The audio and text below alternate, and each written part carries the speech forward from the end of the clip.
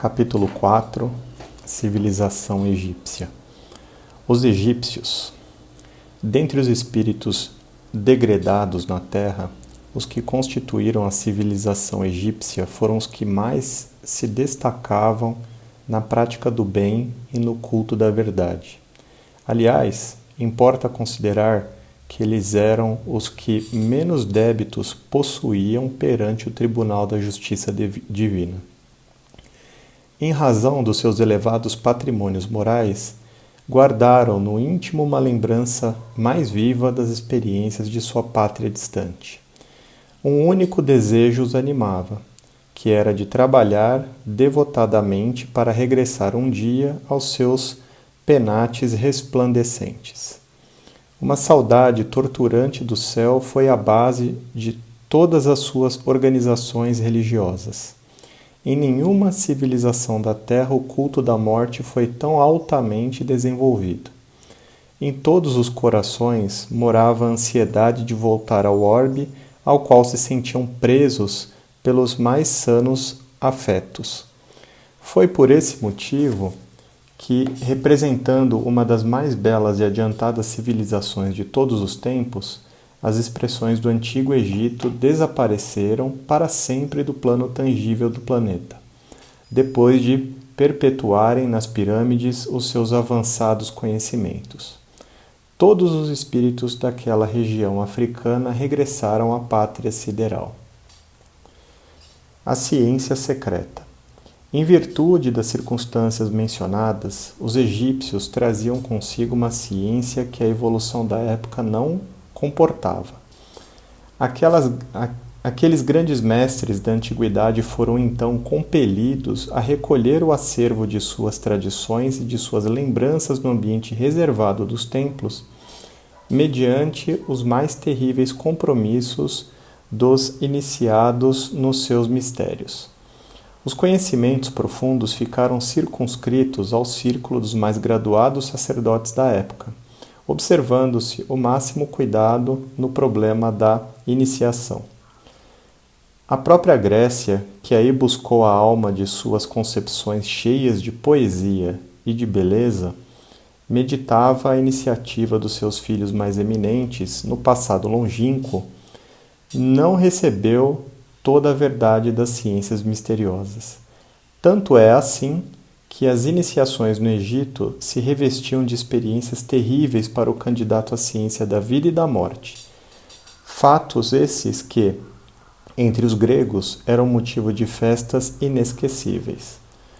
Os sábios egípcios conheciam perfeitamente a inoportunidade das grandes revelações espirituais naquela fase do progresso terrestre, chegando de um mundo de cujas lutas, na oficina do aperfeiçoamento, haviam guardado as mais vivas recordações.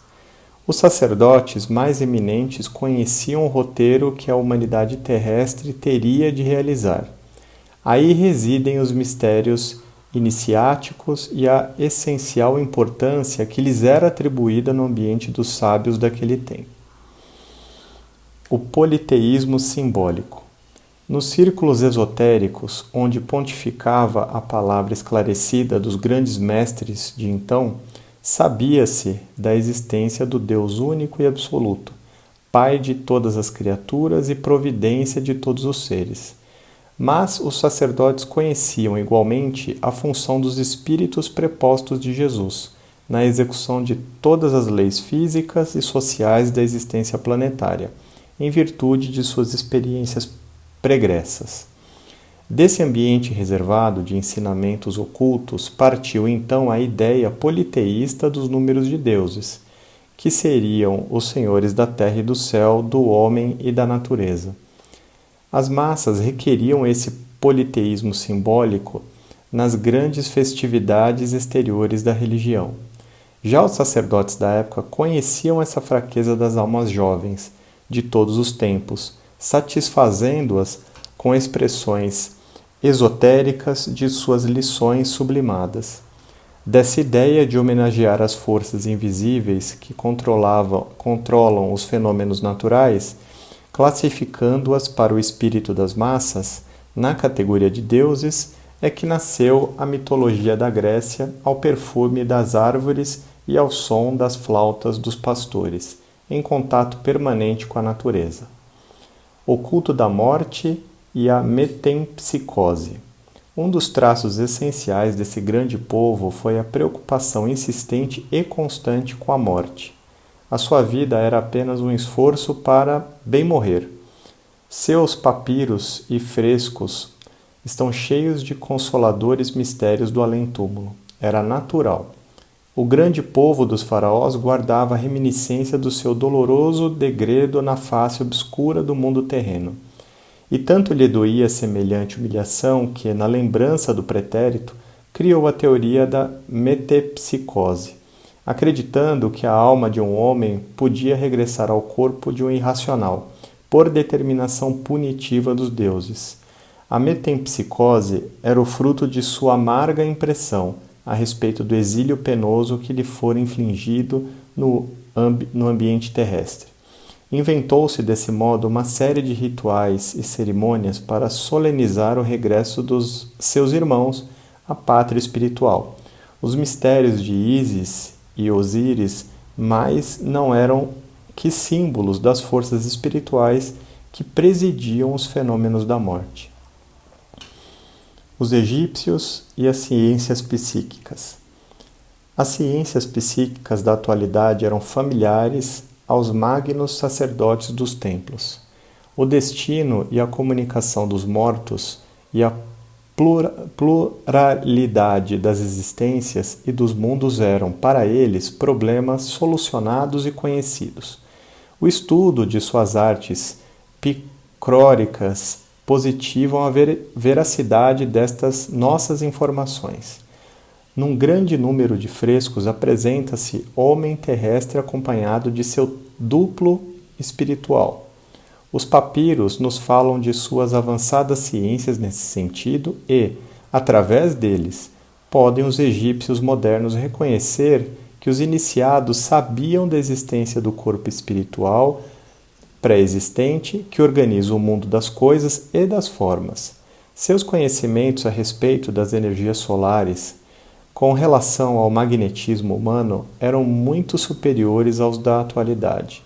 Desses conhecimentos nasceram os processos de mumificação dos corpos, cujas fórmulas se perderam na indiferença e na inquietação de outros povos.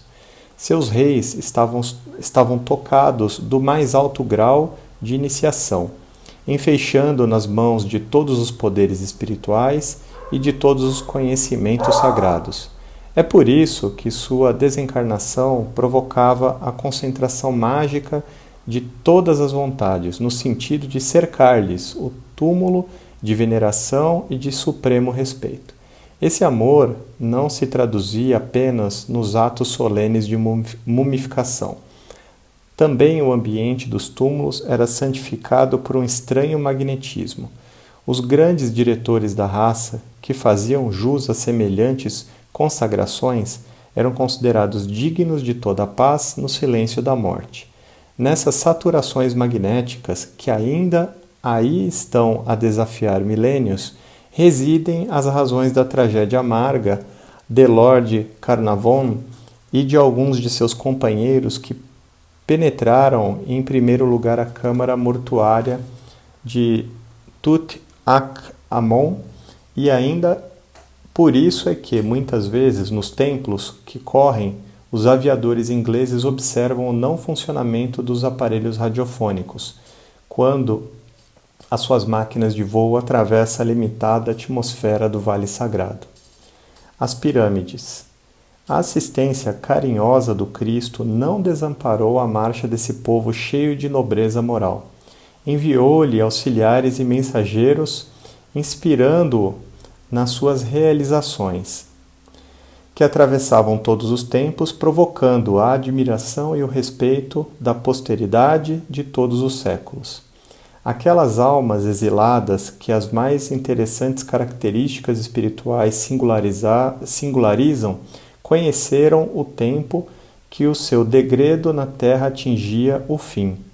Impulsionados pelas forças do alto, os círculos iniciáticos sugerem a construção de grandes pirâmides, que ficariam como uma mensagem eterna para futuras civilizações do orbe.